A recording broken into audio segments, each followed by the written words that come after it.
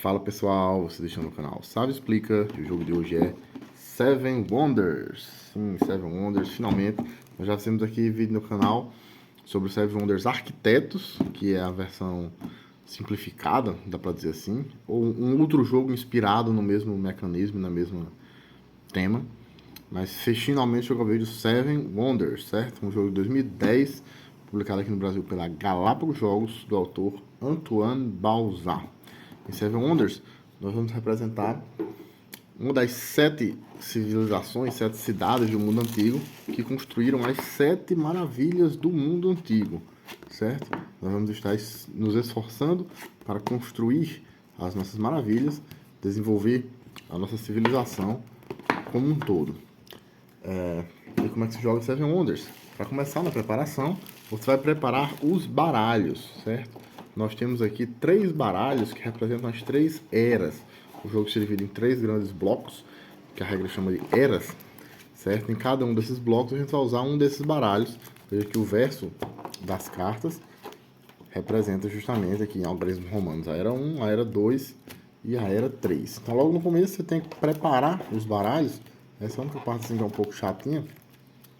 Você vai ver que todas as cartas tem um número aqui que indica a quantidade de jogadores. Seven Wonders dá para jogar, teoricamente, de 2 a 7 jogadores. Mas, unanimemente considerado pela comunidade dos jogos de tabuleiros que a versão para 2 jogadores não é legal. Eles fizeram ali uma gambiarra, porque como vocês vão ver, uma dinâmica fundamental do jogo é a interação que você tem sempre com o seu vizinho da direita e com o seu vizinho da esquerda. Em apenas 2 jogadores, o seu vizinho da direita e da esquerda são a mesma pessoa. Então muitas vezes você faz ações que prejudicam ou às vezes beneficiam o seu vizinho da direita ou da esquerda. Você se beneficia de ações que ele faz. E se o seu vizinho da direita e da esquerda é uma única pessoa, fica meio complicado isso, né? Então eles usam uma espécie de autômato, onde em cada rodada um dos jogadores controla esse autômato. Enfim, fica bem esquisito. Então eu não vou explicar aqui. Tanto é que eles criaram, né, o Antoine Balzat criou a versão Seven Wonders Duel, que é uma versão específica para 2 jogadores, que muita gente inclusive considera que é melhor do que o Seven Wonders original. Eu ainda não tive a oportunidade de jogar. Então nós não vamos explicar aqui a versão para 2 jogadores, vamos explicar as regras de 3 a 7. Então primeiro você vai procurar aqui em todas as cartas, aqui no cantinho inferior dela, tem um número que indica, com exceção das cartas roxas, que eu falo delas já já, tem um número que indica com quantos jogadores você usa aquela carta. Então temos 3 mais, 4 mais, 5 mais. Então, por exemplo, numa partida entre 4 jogadores, você usaria apenas as cartas que tem escrito nela 3 mais e 4 mais. Numa partida com 5 jogadores, você usaria as que estão escritas 3 mais, 4 mais, 5 mais. E assim por diante. Então você vai no começo do jogo pegar o baralho, cada um dos 3 baralhos, e fazer essa separação das cartas que vão ser utilizadas. A exceção, como eu adiantei ainda há pouco, é aqui no baralho 3, no baralho da terceira era, nós temos as cartas roxas, que são as cartas de guilda. No caso específico das cartas roxas, das cartas de guilda, você vai fazer uma separação diferente. Você vai procurar aqui dentro do baralho todas as cartas roxas, separá-las, certo? E aí você vai embaralhar separadamente apenas as cartas roxas, as cartas de guilda. E então você vai separar uma quantidade dessas cartas igual ao número de jogadores mais 2, certo? Então, por exemplo, numa partida entre 4 jogadores, vamos simular aqui, por exemplo, uma partida entre 4 jogadores, a gente embaralharia separadamente apenas as cartas roxas e retiraria o número de jogadores mais 2, daria 6, né? 1, 2, 3, 4, 5, 6. Guarda as demais na caixa do jogo, você não vai precisar delas. E aí embaralha com o restante do baralho normal da terceira era. Na dúvida, se você ficar na dúvida se errou, se acertou, se ficou sobrando carta ou se ficou faltando carta, a conta para você não errar é o seguinte: em cada baralho de cada era vai ter que ficar com a quantidade de cartas igual ao número de jogadores vezes 7. Então, numa partida com 4 jogadores, por exemplo, que é o meu exemplo, cada um dos 3 baralhos deverá ficar com 28 cartas. Então, no final, você conta para ter certeza que você não deixou sobrar ou faltar nenhuma carta, certo? Então a gente passa agora para a seleção das maravilhas. Cada maravilha é representada por um desses tabuleiros individuais, certo? Que tem o lado A e o lado B. a regra sugere que nas primeiras partidas os jogadores utilizem sempre o lado A, ele é um pouco mais simples, e quando estiverem mais habituados com o jogo, possam utilizar aí o lado B. Mas, se você quiser, é perfeitamente possível, né, que os jogadores escolham mesmo por sorteio ou por comum acordo qual maravilha eles vão utilizar. E também todo mundo combine se vai todo mundo usar o lado A ou todo mundo usar o lado B. Mas se você preferir fazer isso por sorteio, que é o que a regra, né, estabelece, você vai usar essas cartas aqui. Cada uma das cartas representa uma das maravilhas e tem aqui lado A e lado B. Então você vai embaralhar muito bem essas cartas. Lembrando de embaralhá-las também assim, né? Já que o lado B está de um lado e o lado A está do outro. Então você dá uma boa embaralhada, entrega uma carta para cada jogador e ele vai revelar. A carta que ele revelar indica qual maravilha ele irá utilizar, e quando ele virar a carta assim, a posição em que se encontra a letra, né, aqui A ou B, a letra que tiver de cabeça para cima do ponto de vista do próprio jogador vai indicar se ele utiliza o lado A ou o lado B. Isso se vocês preferirem fazer isso por sorteio, né? Como isso, nada impede que vocês estabeleçam de comum acordo que todo mundo vai usar o lado A ou todo mundo vai usar o lado B. Mas se vocês preferirem fazer por sorteio, o jogo disponibiliza essas cartas para que vocês façam isso. Você sorteia tanto a maravilha que vai utilizar, nesse caso aqui o Jardim Suspenso da Babilônia, quanto se vai ser lado A ou lado B. E aí a gente está finalmente pronto para começar a jogar. Você vai pegar, aliás, quase, você vai pegar, depois de entregar o tabuleiro individual para cada jogador, vamos colocar aqui 4 aleatoriamente, todos eles do lado A, certo? Opa, fazendo um desastre aqui. Vou pegar aqui o Jardim Suspenso da Babilônia, o Templo de Ártemis em Éfeso, as Pirâmides de Gizé e o Farol de Alexandria. Pronto. Aleatoriamente aqui sorteei, vamos colocar todos eles do lado A. Você vai deixar por perto, ao alcance dos jogadores, um estoque de moedas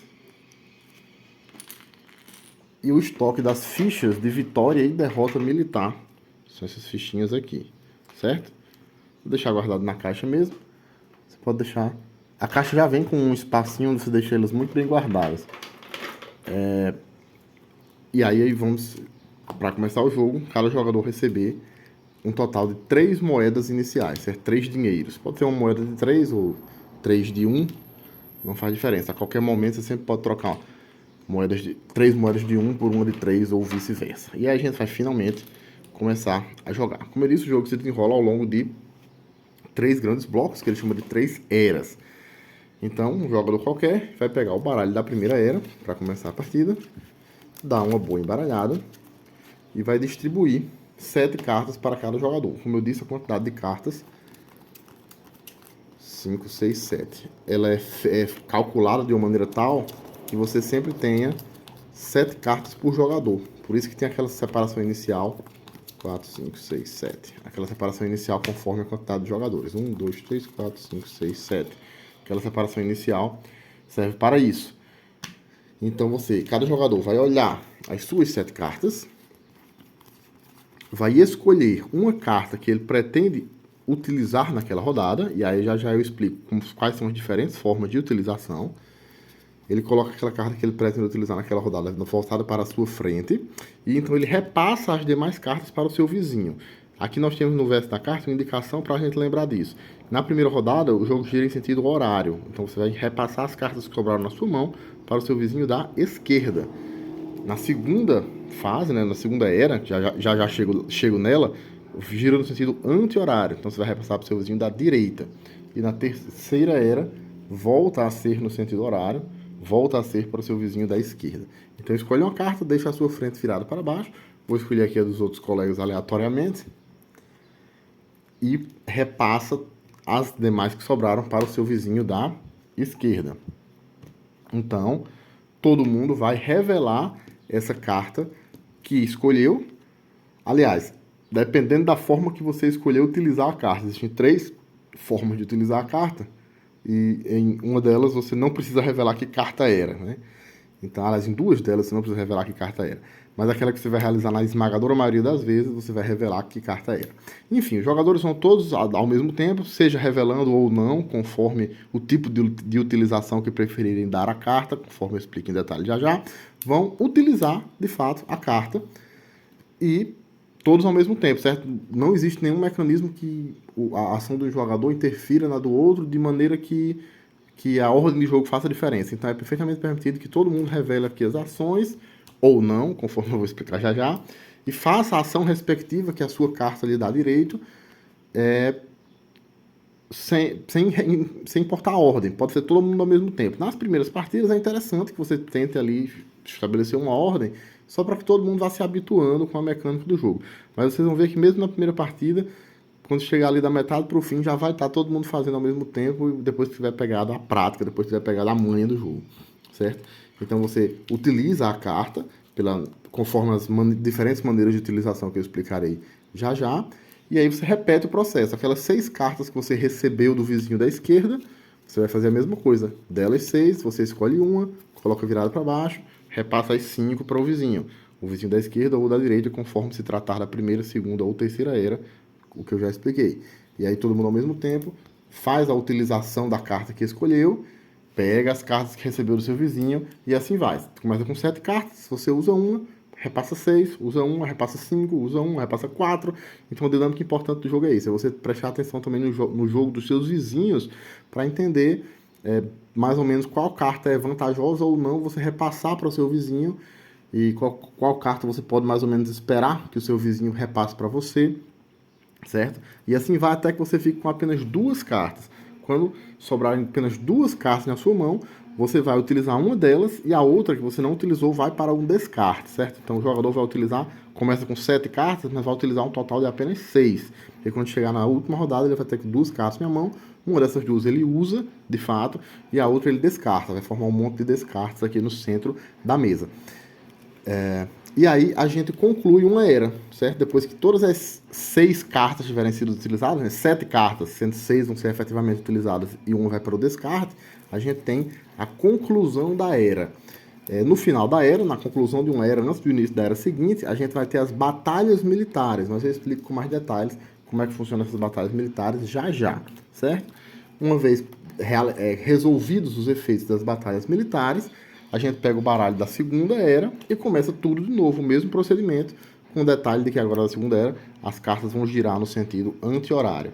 Terminada a segunda era, a gente tem mais uma fase de batalhas militares e aí a gente passa para a terceira era. A terceira era volta a girar no sentido horário. E terminada a terceira era, a gente tem a terceira e última fase de batalhas militares e aí a gente vai contar ponto e quem tem mais ponto é o grande vencedor. Então a dinâmica geral do jogo é essa. Falta só explicar como é que se usam as cartas e como é que funcionam as batalhas militares.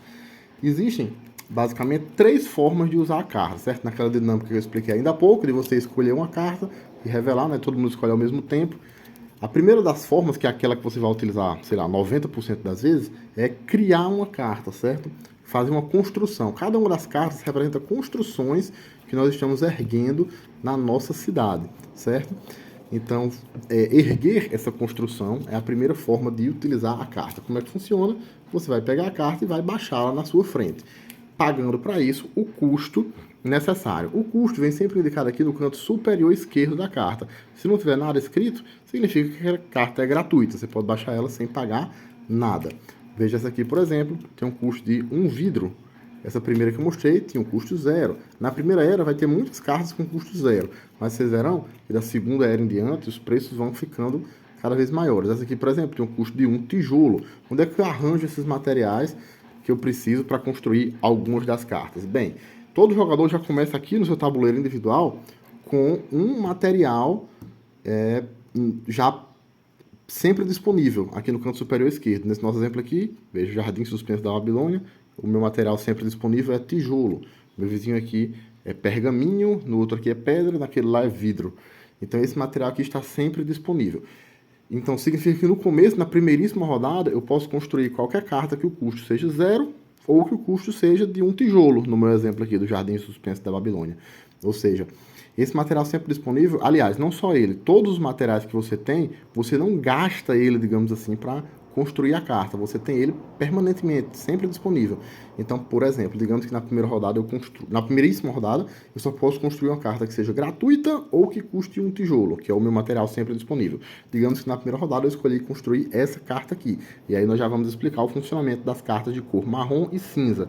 As cartas marrom e cinza são justamente aquelas que dão recursos. Os recursos são obtidos desse material sempre disponível, que você já tem desde o começo, e das cartas marrons e cinzas. Tem uma carta amarela que também dá recursos, mas eu chego já lá. A forma principal, digamos assim, de obter recursos é das cartas marrons e cinzas, são as cartas que dão recursos. Você posiciona ela aqui assim. Então pronto, a partir desse momento eu posso construir qualquer carta cujo custo seja gratuito, ou um tijolo, ou uma pedra, ou um tijolo e uma pedra. E você, como eu disse já, e repetindo, você não gasta esse recurso, você tem ele plenamente aqui, permanentemente disponível. Então, por exemplo, nessa situação aqui, eu já passaria a poder construir qualquer carta gratuita, ou custo um tijolo, ou custo uma pedra, ou custo de um tijolo e uma pedra. Existem algumas cartas que dão recurso, que dão mais de um recurso de uma vez. Aí você precisa prestar atenção se esse recurso está separado por uma barra ou não. Quando é separado por uma barra, significa ou. Ou seja, em cada utilização, cada vez que você for utilizar os recursos dados por essa carta, você tem que escolher se usa um ou o outro. Tem algumas que já dão dois recursos diferentes e não estão separados por uma barra. E aí sempre são recursos iguais, né? O mesmo recurso. E aí, nesse caso, ele vai dar, sim, os dois recursos de uma vez só. Então, basicamente é isso. Você, para criar a carta, você presta atenção aqui no custo dela. Por exemplo, essa aqui, custo, 2 madeiras. O custo aqui no canto superior esquerdo.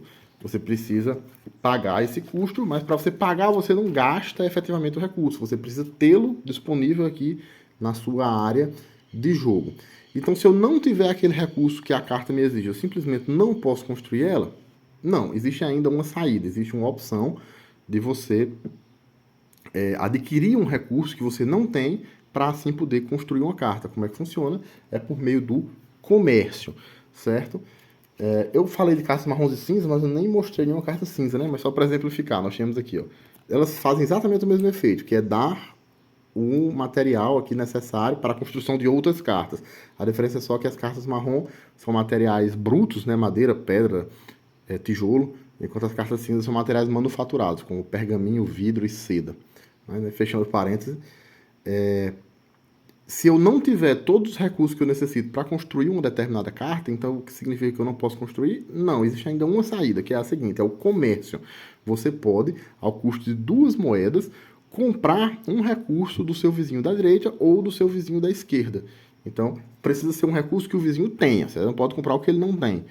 E ele tenha onde? Ele tenha ou no seu recurso sempre disponível, aqui no cantinho do tabuleiro, ou nas cartas marrons e cinzas que ele já construiu em rodadas anteriores, que ele já criou ali em rodadas anteriores, certo? Então, qualquer material que o seu vizinho da direita ou o seu vizinho da esquerda possua, que ele tenha ali disponível para ele, seja no tabuleiro individual, seja nas cartas marrons e cinzas que ele construiu em rodadas anteriores, você pode também utilizar aquele recurso. Ele está ali à sua disposição, mas pelo custo de 2 moedas, certo? Você precisa pagar 2 moedas para o seu vizinho para usar aquele recurso dele. E ele não pode se recusar a vender, até porque ele não gasta o recurso, né? Ele continua tendo. Então você paga 2 moedas para o seu vizinho e você pode utilizar aquele recurso que ele tem, seja nas cartas marrons e cinzas, seja aqui no tabuleiro individual das cartas sempre disponíveis.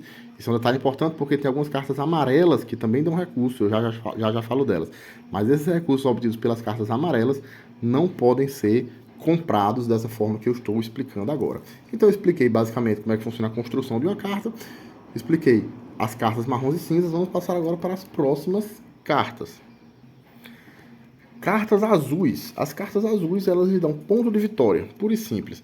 Cada carta azul que você tiver construída na sua frente vai lhe dar a quantidade de pontos de vitória indicado nela. Ponto. Cartas verdes. As cartas verdes são as cartas científicas, as cartas de construções científicas.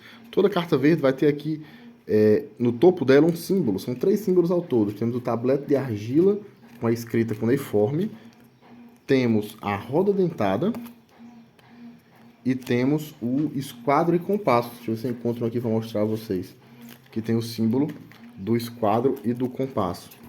Aqui, parece o símbolo da maçonaria. símbolo de esquadro e compasso. Para que servem as cartas verdes? Elas vão lhe dar pontos ao final da partida, da seguinte forma: você vai fazer uma coleção, deixa eu afastar aqui para melhorar o enquadramento, você vai fazer uma coleção dessas cartas verdes, considerando sempre o seu símbolo, certo? A escrita, a roda dentada e o esquadro e o compasso. Você vai colecioná-las. No final do jogo, você vai pontuar essa sua coleção de cartas verdes de duas formas diferentes, certo? Como assim? Quais são essas duas formas diferentes? Você vai contar para cada conjunto que você possuir, de 3 cartas diferentes, certo? 3 cartas com símbolos diferentes. Vamos montar aqui. Digamos que no final da partida, a sua coleçãozinha de cartas verdes terminou dessa forma. Então, para cada conjunto completo formado por 3 cartas diferentes, você recebe 7 pontos de vitória. E você vai fazer também uma contabilização de quantas cartas você tem com símbolos iguais. E para cada conjunto de cartas com o mesmo símbolo, com símbolos iguais, você vai ganhar o número de cartas presentes naquele conjunto elevado ao quadrado. Ficou um pouco complicado de entender? Vamos dar um exemplo aqui. O mais importante que vocês entendam é que as cartas são contadas ao mesmo tempo das duas formas. Então você faz a contabilização da forma 1, que é conjuntos de cartas com símbolos diferentes, para cada trinca, né? Para cada conjuntinho de 3 com símbolos diferentes, vale 7 pontos. E você faz depois uma segunda contagem, onde você vai reorganizá-las, digamos assim, de uma forma que você não vai mais contar os símbolos diferentes, sim os símbolos iguais. E aí, para cada conjuntinho de cartas com símbolos iguais, você vai obter uma quantidade de pontos igual à quantidade de cartas ao quadrado. Então, vamos lá, a gente conta da primeira forma. Conjuntos de cartas com símbolos diferentes. Quantos a gente tem? Apenas um, né? Um tablete, uma roda e um esquadro e compasso. O segundo conjunto que poderia ter sido formado não está incompleto, né? Porque só tem 2 cartas. Então eu tenho aqui 7 pontos por esse conjuntinho de 3 cartas diferentes. Agora a gente, digamos, reorganiza e passa a contar considerando não os símbolos diferentes, mas sim os símbolos iguais. Então eu tenho aqui, ó, um conjunto com 2 símbolos iguais, outro conjunto com 2 símbolos iguais e um terceiro conjunto com um símbolozinho só. Então para cada um a gente vai contabilizar uma quantidade de pontos igual ao número de cartas elevado ao quadrado. 4 mais 4 mais 1, né? 2 elevado ao quadrado, 4, 2 elevado ao quadrado, 4 de novo, e 1 elevado ao quadrado é 1 mesmo. Então, esse conjunto de cartas vezes me daria um total de 7 pontos, contabilizados da primeira forma, mais 4, 8, 9, contabilizados da segunda forma, um total de 16 pontos, certo? Essa contabilização é feita só no final da partida. Ao longo da partida, o que você faz com as cartas verdes é simplesmente ir colecionando elas. Chega no final, você faz essa contabilidade. Repetindo só mais uma vez, organiza elas em conjuntos de 3 cartas, onde cada carta é diferente uma da outra. Cada conjunto vai valer 7 pontos. Conjuntos incompletos não valem nada. Depois você reorganiza, por assim dizer, em conjuntos de cartas de símbolos iguais. O mesmo símbolo. E aí cada conjunto vai valer o número de cartas presentes naquele conjunto elevado ao quadrado, certo? Essas são as cartas verdes. Já falamos das marrons e das cinzas, das azuis, das verdes. Agora vamos falar das cartas amarelas, que são as cartas comerciais. As cartas amarelas são um pouco, acho que é a mais complicadinha de explicar. No entanto que é complicado, é porque elas são muito variáveis. Vocês lembram daquele efeito que eu expliquei ainda há pouco do comércio, onde você pode pagar 2 moedas para o seu vizinho da esquerda ou da direita para ter acesso a algum recurso que aquele vizinho tenha disponível, né? O recurso do vizinho você pode usar como se fosse seu ao custo de 2 moedas. Pois bem, as cartas amarelas, elas sempre vão ter algum poder que afeta positivamente, né, a seu favor, essa relação de comércio. Aí, assim, cada um tem um poder diferente, mas, por exemplo, temos essa que dá 5 moedas, baixa ela, pega 5 moedas da reserva, direto ao ponto. Nós temos essa aqui, que lhe dá o direito de comprar esses materiais específicos, madeira, pedra, aliás, tijolo, pedra, madeira e metal, do seu vizinho da direita, essa setinha aqui, vizinho da direita, pelo custo de 1 moeda em vez de 2. Temos uma outra carta semelhante a essa, que lhe dá o mesmo benefício, só que referente ao seu vizinho da esquerda. Temos outra semelhante também, que dá um benefício semelhante, mas com relação a outras matérias-primas, como, por exemplo, o vidro, a seda e o papiro, né, o pergaminho. Aliás, acho que é papiro mesmo. Enfim, todas elas, aí eu não vou explicar todas detalhadamente, mas todas elas vão ter algum benefício que é relativo a essa transação de comércio. Vão lhe permitir comprar, vão lhe dar dinheiro ou eles vão lhe permitir comprar mais barato o recurso dos seus vizinhos, dependendo do tipo de recurso, dependendo do vizinho também, se é o da direita ou da esquerda, e assim por diante. Você tem que ler aqui na iconografia e entender, né? As setinhas sempre indicam isso. O seu vizinho da direita, uma setinha do lado de cá. O seu vizinho da esquerda, uma setinha para baixo, significa você mesmo. Aqui nós temos os tipos de recurso. Essa uma moedinha aqui significa isso. Significa o direito de comprar aquele recurso ao custo de uma moeda em vez de duas, que seria o custo normal.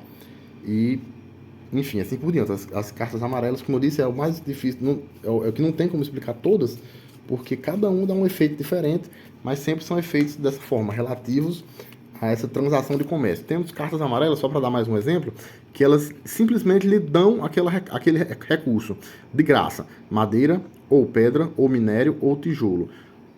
A diferença aqui, veja como eles são separados por uma barra, significa que é um ou outro, você não pode usar todos de uma vez. Quando for utilizar, tem que escolher qual deles você está utilizando. Então, qual a diferença dessa carta amarela aqui específica para uma carta marrom ou cinza? A diferença é que essa aqui, os seus vizinhos não podem obter por meio do comércio. Essa aqui é só sua, porque como eu já expliquei, o comércio se aplica apenas aos recursos sempre disponíveis aqui do canto superior do tabuleiro e as cartas marrons e cinzas. Então, basicamente é isso. Cartas amarelas vão lhe dar benefícios que lhe favorecem nessa relação de comércio. E agora vamos falar das cartas vermelhas, que são as cartas de poder militar, e já aproveitar e explicar como é que funciona o conflito militar. As cartas vermelhas, ao longo do jogo, ao longo da rodada, né, da era, você vai colecionando elas aqui na sua frente, mais ou menos do mesmo jeito que faz com as cartas verdes, só colecionando. No momento em que você as cria, elas não vão servir a princípio para muita coisa. Mas aí no final de cada era, como eu disse, são 3 eras. No final de cada era, nós vamos ter o conflito militar, onde você vai comparar o seu total de pontos de poder militar. Cada símbolozinho desse mostra um escudo com 2 espadas, corresponde a um ponto de poder militar. Existem alguns cartas que dão mais de 1 ponto, certo? Esse da primeira era dão apenas 1, da segunda era em diante vocês vão ver que tem cartas que dão mais de 1 ponto de poder militar. Você vai comparar a quantidade de pontos de poder militar que você tem com o seu vizinho da direita e com o seu vizinho da esquerda. Em caso de empate, ninguém ganha, ninguém perde. Ficou ali no 0 a 0. Em caso de vitória, ou seja, se você tiver mais pontos de poder militar que o seu vizinho da direita ou da esquerda, você ganha uma dessas fichas aqui. Deixa eu pegar aqui para mostrar a vocês. Aquelas que eu mostrei lá no começo do vídeo. Opa! Fichas de vitória e derrota militar. Então, veja.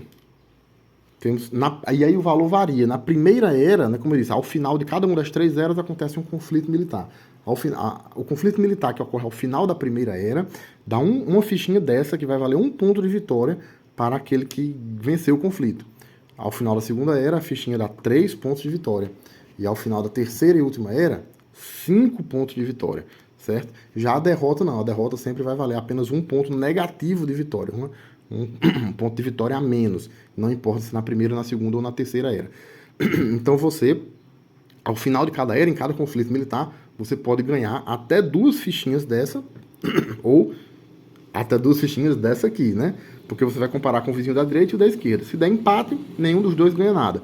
Mas se um dos dois tiver mais do que o outro, quem ganhar leva uma ficha de vitória, quem perder leva uma ficha de derrota. Então você pode perfeitamente, por exemplo, ganhar do vizinho da direita e perder para o vizinho da esquerda, ou ganhar de um, empatar com o outro, ganhar dos dois, e aí dependendo da sua vitória ou derrota, você vai ganhar aqui a ficha de derrota, que sempre vale 1 ponto negativo, independente da era, ou a ficha de vitória, vale 1 ponto positivo ao final da primeira era, 3 pontos positivos ao final da segunda era, e 5 pontos positivos ao final da terceira era, certo? Você ganha uma ficha para cada adversário que você derrotou, né? Pode ganhar até 2 na mesma rodada. Ou o contrário, ganhar até uma ficha de derrota, né? 2 fichas de derrota também, você perder para os dois na mesma rodada. Então, essas são as cartas vermelhas, as cartas de poder militar.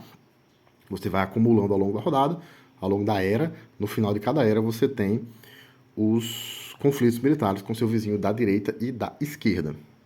Falta só explicar as cartas roxas, que são as cartas de guilda, mas elas eu vou deixar para explicar só mais na frente, porque elas aparecem apenas na terceira era. Só no baralho da terceira era que tem as cartas roxas. Antes de chegar lá, eu vou explicar mais alguns detalhes aí que ficaram pelo caminho.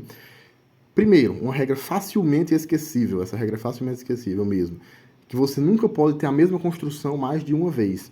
Existem algumas construções que o bônus dela é parecido, e geralmente a gente olha só para o bônus, a gente não se preocupa em olhar para o nome da construção. Por isso que é facilmente esquecível.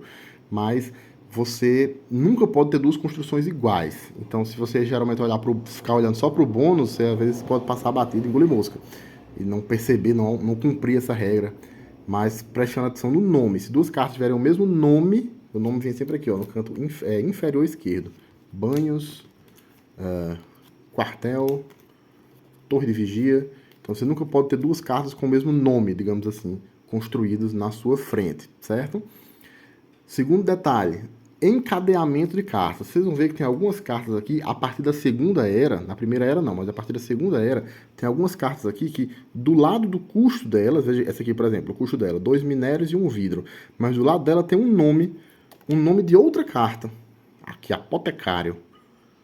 Essa aqui, por exemplo, oficina. Tem o custo aqui e do lado dela tem o nome de uma outra carta. O que significa isso? Significa que você pode construir essa carta de graça se você tiver já previamente construído esta outra. Ou seja, se você já tiver construído uma oficina, você pode construir o laboratório de graça. Se você já tiver construído o apotecário, você pode construir a enfermaria de graça. Certo? Aqui, por exemplo, eu peguei duas cartas verdes, mas isso acontece com cartas de todas as cores, certo? Então, o custo para você construir essa carta vai ser alternativo. O custo é ou ter o material indicado aqui, ou já ter essa carta previamente construída. É isso que significa. É o que ele chama de encadeamento de construções. É como se uma construção fosse a evolução da outra. Deixa eu pegar só mais um exemplo aqui. Veja essa aqui, por exemplo. O custo para construí-la é um tijolo, uma madeira e um metal, ou já ter construído previamente o apotecário. Então você pode construir de graça uma carta que tem aqui, nesse cantinho superior esquerdo, que indica o custo dela, o nome de outra carta. Quando acontece isso, significa que você pode construir de graça essa carta que está na mão. Se você já tiver construído previamente, essa carta que o nome vem escrito aqui no canto superior esquerdo. Certo? Vamos falar de que mais?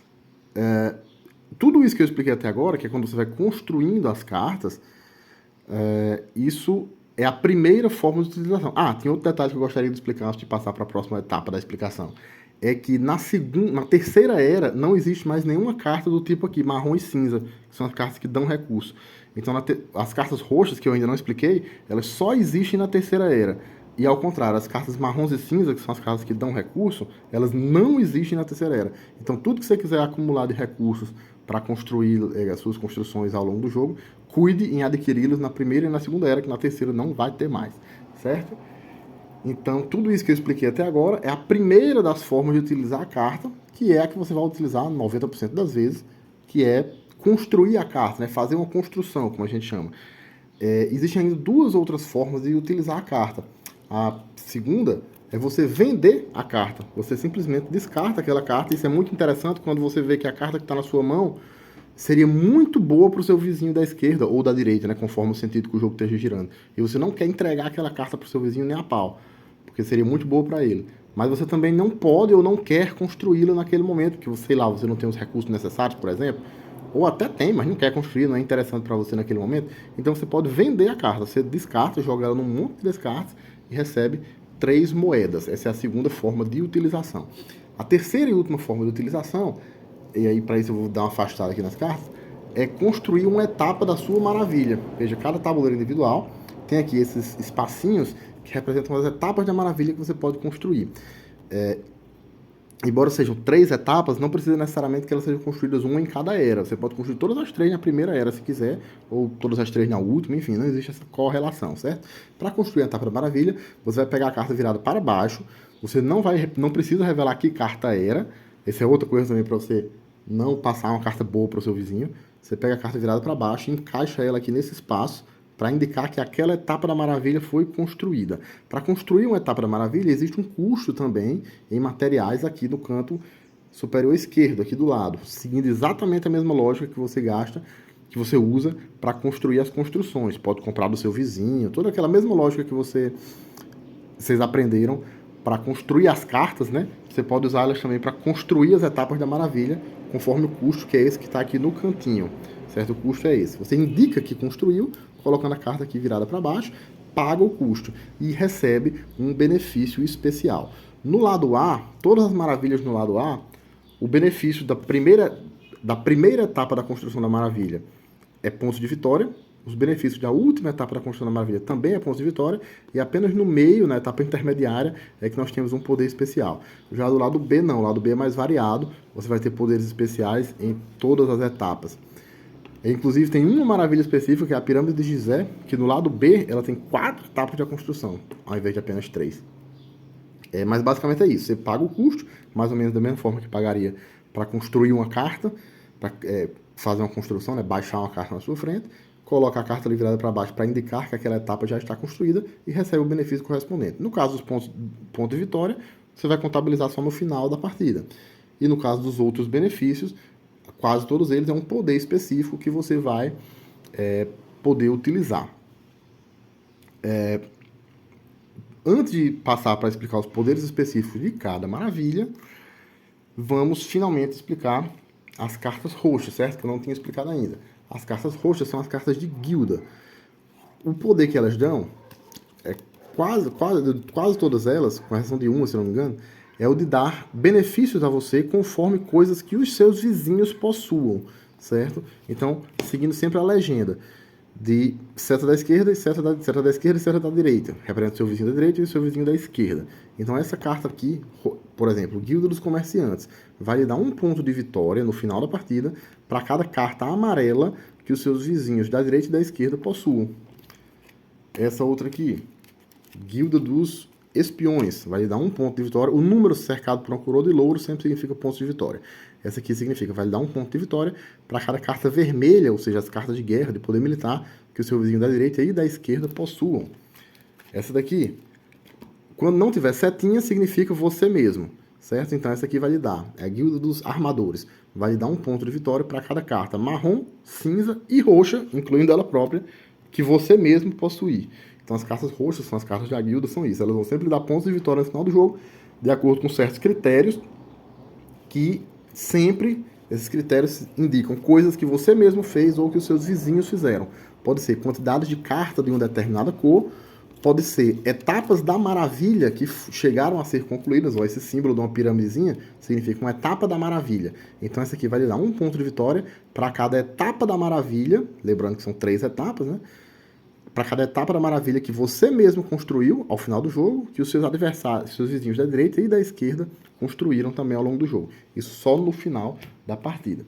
Essa contabilização é só no final da partida, por isso que eu deixei para explicá-las por último, certo?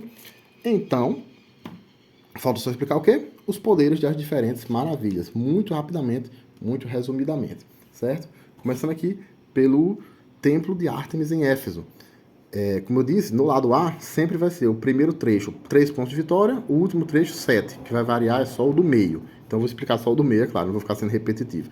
No lado B é que a gente tem as diferenças, as mais variações, né? Então, em Éfeso, lado A, o benefício que ele dá 9 moedas. Lado B, primeira etapa, 2 pontos de vitória e 4 moedas. Segunda etapa, 3 pontos de vitória e 4 moedas. Terceira etapa, 5 pontos de vitória e 4 moedas. Farol de Alexandria, no lado A, ele lhe dá um desses 4 recursos para você utilizar, como se fosse uma carta amarela daquelas que tem esse poder, né? Esse aqui você também não pode comprar, certo? Ele é exatamente o mesmo efeito, deixa eu ver se eu encontro aqui. Eu acho que eu misturei aqui, mas eu expliquei a vocês ainda há pouco, né? O mesmo efeito daquela carta amarela que vai lhe mostrar esses 4 recursos separados por uma barra. Significa que você vai ter um desses 4 recursos disponíveis. Sempre que você precisar utilizar, você tem que escolher qual dos 4 você quer usar naquele momento, nunca pode ser mais de um ao mesmo tempo, permanentemente, e o seu adversário não pode comprar, certo? No lado B, nós temos a primeira etapa, a mesma coisa, a segunda etapa, quase a mesma coisa, só que mudando o tipo de recurso, aqui passa a ser vidro, seda e papiro, e na última etapa, 7 pontos de vitória. A pirâmide de Gizé, ela não tem nenhum poder especial, em compensação ela dá bem mais pontos de vitória. A soma total dos pontos de vitória que você obtém na pirâmide de Gizé é bem maior do que nos outros, né? Então, em compensação, não dá nenhum poder especial. Então, na primeira etapa, 3 pontos de vitória, 5 e 7. Na primeira etapa, não, desculpa, no lado A. E no lado B, veja, no lado B são 4 etapas, isso é exclusivo, só a pirâmide de Gizé tem isso. 3, 5, 5 e 7 pontos de vitória. Os Jardins Suspensos da Babilônia. Essa etapa central aqui do lado A, ele vai lhe dar um desses 3 símbolos, de escrita, esquadra e compasso ou roda dentada. É como se fosse uma carta extra do tipo verde, que você vai ter ali no final da partida, quando for contabilizar os pontos das cartas verdes. E você escolhe qual dos 3 você quer usar, certo? É um dos 3, sei lá, no final da partida vai escolher qual dos 3 é mais conveniente para você. No lado B, nós temos 3 pontos de vitória.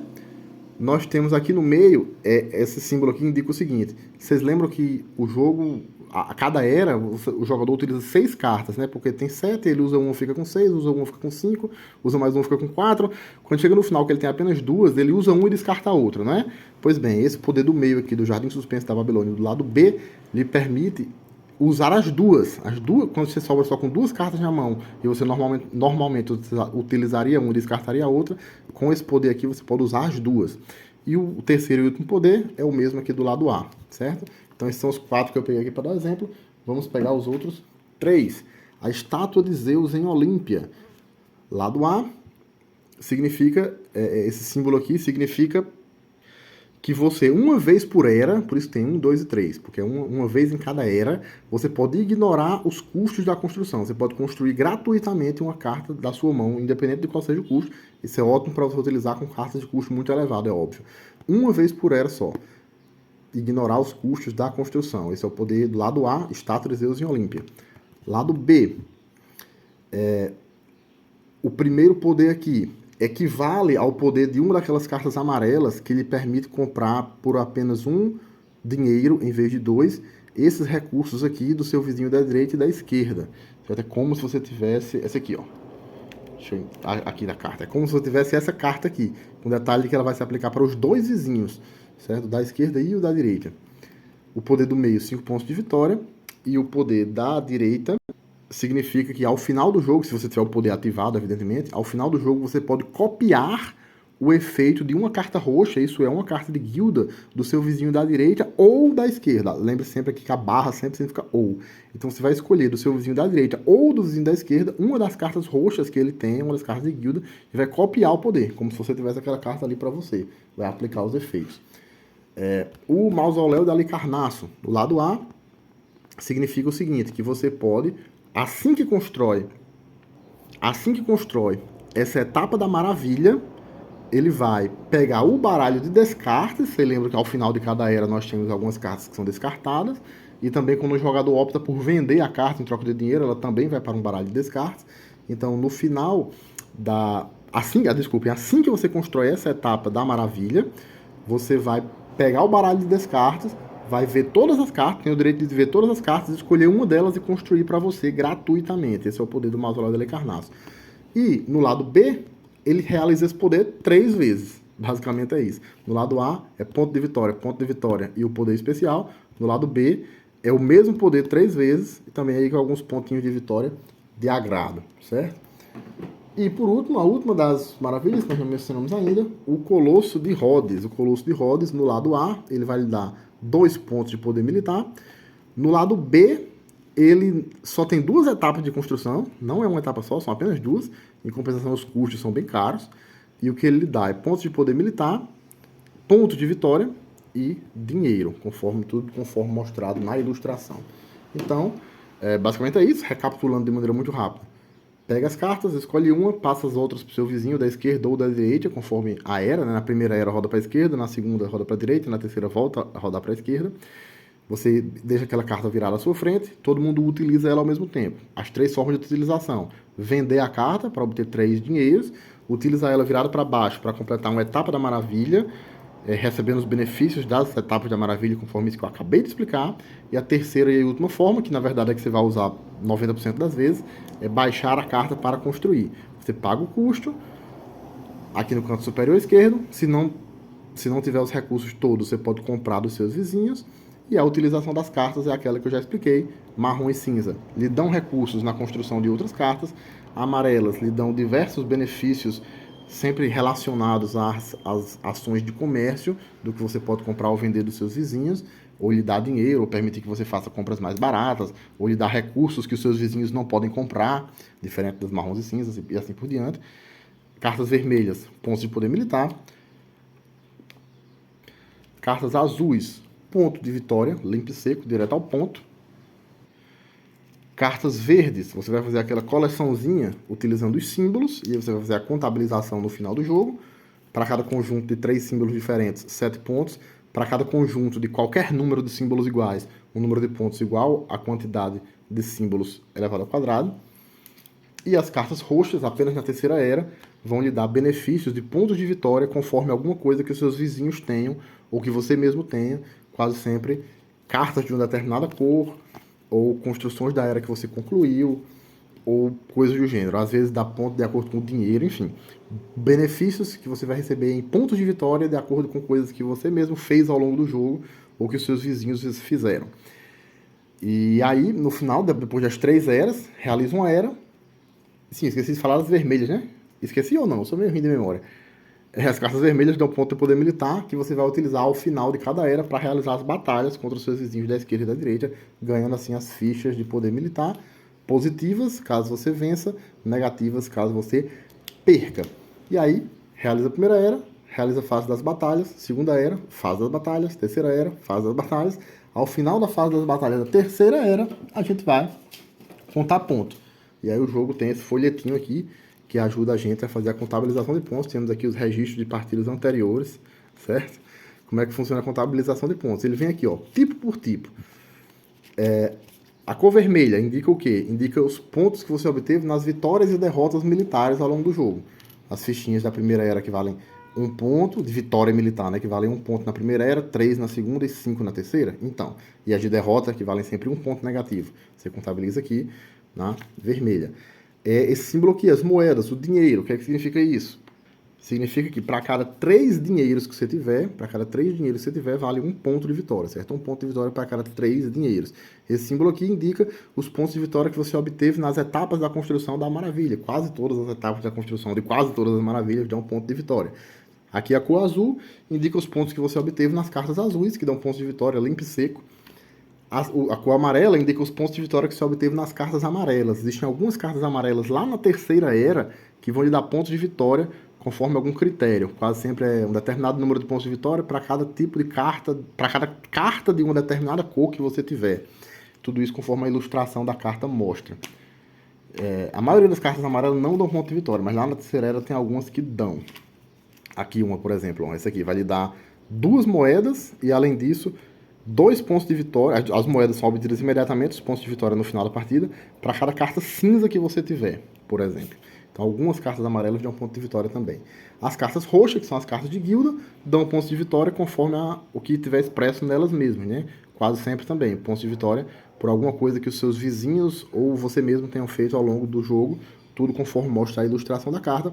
E por último, a carta verde, que vai dar pontos de vitória conforme aquela coleção dos símbolos que você fez ao longo da partida, aquela conta um pouco complicadinha. Então você faz a contagem de cada um dessas diferentes coisas que dá o ponto de vitória, faz o somatório final. Quem tiver mais pontos é o grande vencedor. Então é isso. Esse foi o nosso jogo da semana. Joguem! Seven Wonders. Se gostou do vídeo, deixe seu curtir e seu comentário. Se inscreva no canal, ative as notificações e até o próximo jogo.